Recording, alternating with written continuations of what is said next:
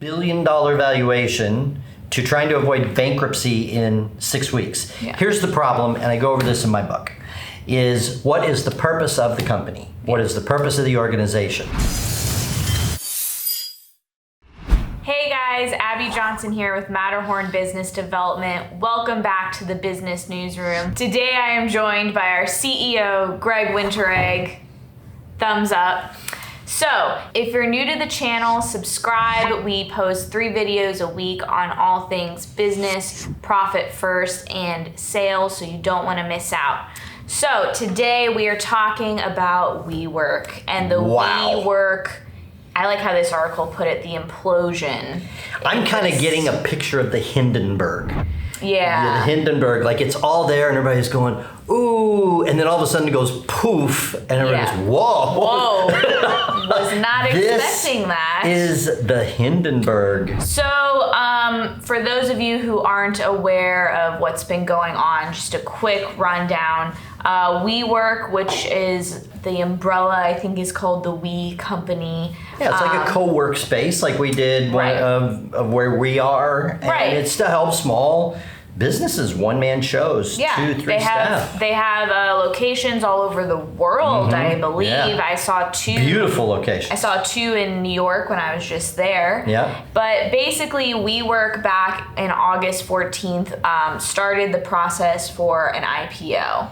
Because they were the up-and-coming mega international co-working space. Right. Somewhere here it says that it shows they've been growing 100% every year, which is insane. Yep. But then it's one of those situations where everything looks good on the surface and maybe underneath it doesn't look that way, which is sometimes what we find with our clients is we usually have to dig and then find what's really happening below. They were given a $47 billion valuation. Right. And they've only been in business for a few years. Right. I don't know exactly when, but only a few years. Yeah. Co-working has only been a thing for a few years. And there's a really good point. You need to get this history right here. There's a really good point because this is such a simple trap for any business, small business, big company. Right. So within, let's see, August 14th was their initial filing. On September 5th, their valuation dropped from $47 billion to between 20 and 30 billion. So that's a big difference. Half of it up in smoke. Yep. So bye-bye.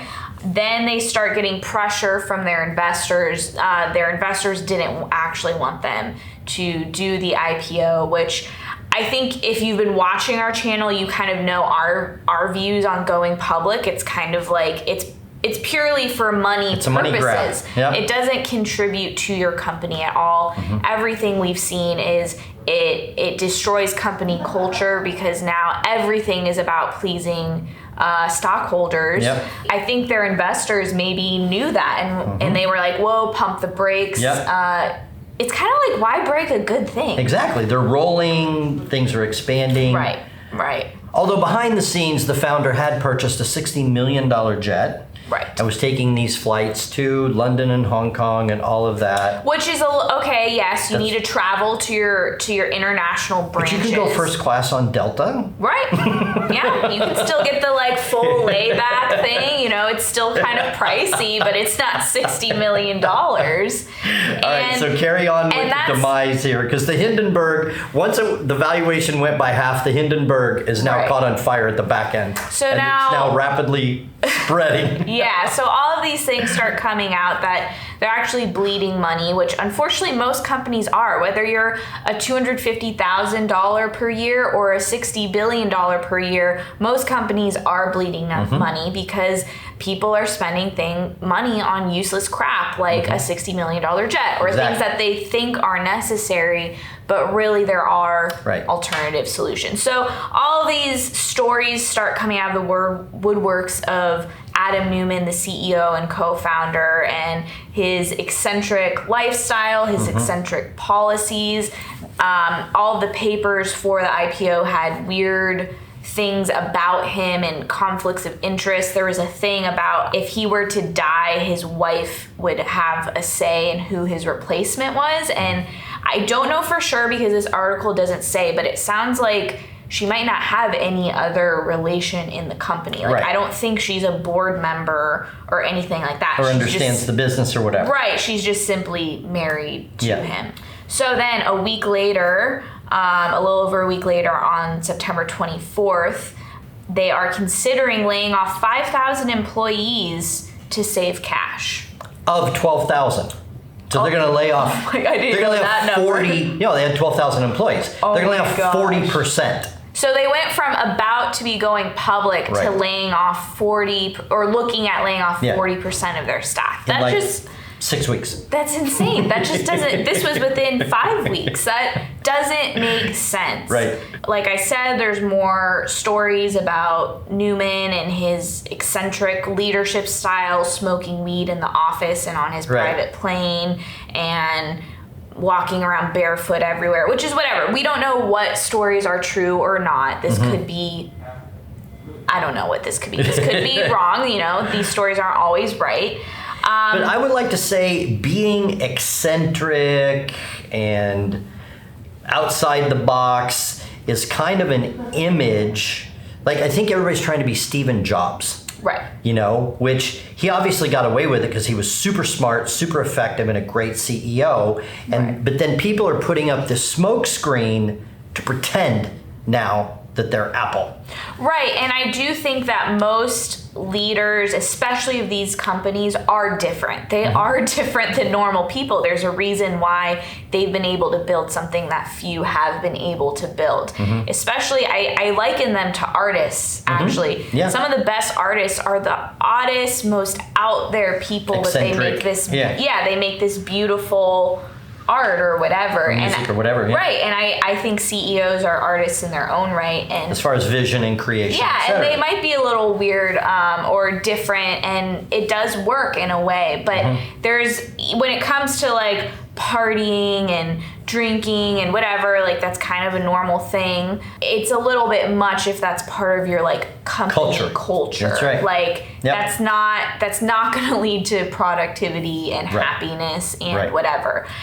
So now basically as of September 30th, the IPO has been delayed indefinitely. Yep. I'll let you go because I know what your thoughts are on all of this. Well, so and have actually, at it. I have another article that I won't dive into, but now they're actually talking about how to avoid bankruptcy. Right. In 6 weeks. In 6 weeks. Yeah. From a $47 billion valuation to trying to avoid bankruptcy in 6 weeks. Yeah. Here's the problem, and I go over this in my book, is what is the purpose of the company? What is the purpose of the organization? On the surface, it looks like this is a real awesome, trendy thing to do.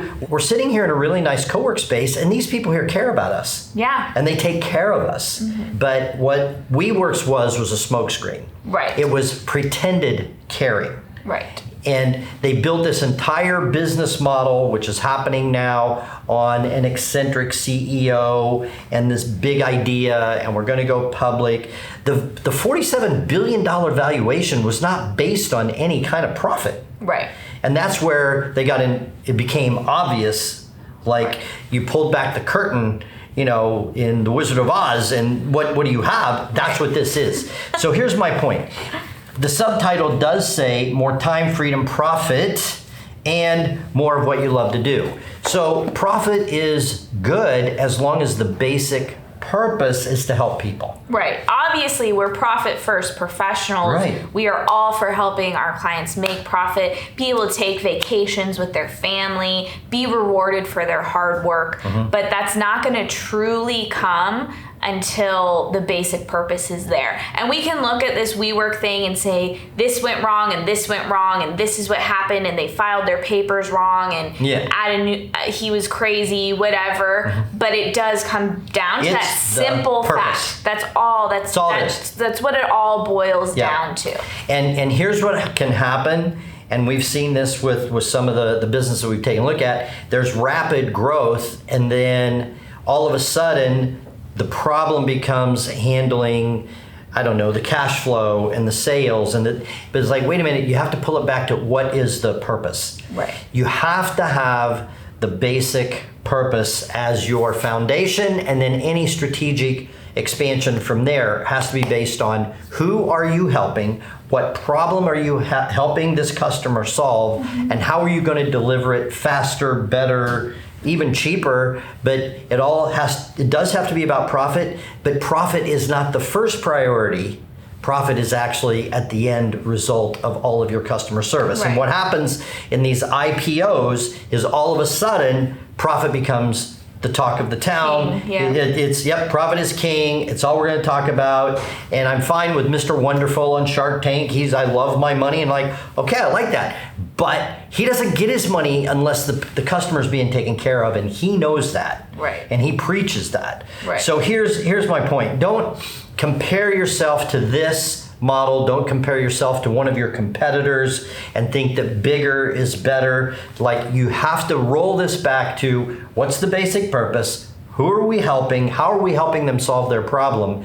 And then we have to be good business owners and end up with a profit. But once it becomes like, oh, we need a cheaper this. Oh, we're gonna fire the $50,000 a year employee and replace it with a $20,000 a year employee so we can make more profit. And when you start doing that and upsetting the culture, then everything goes up in smoke, literally.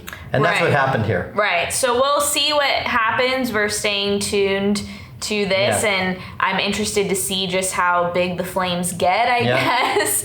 So that's all for today. Make sure you subscribe if you haven't already, and we will see you next time.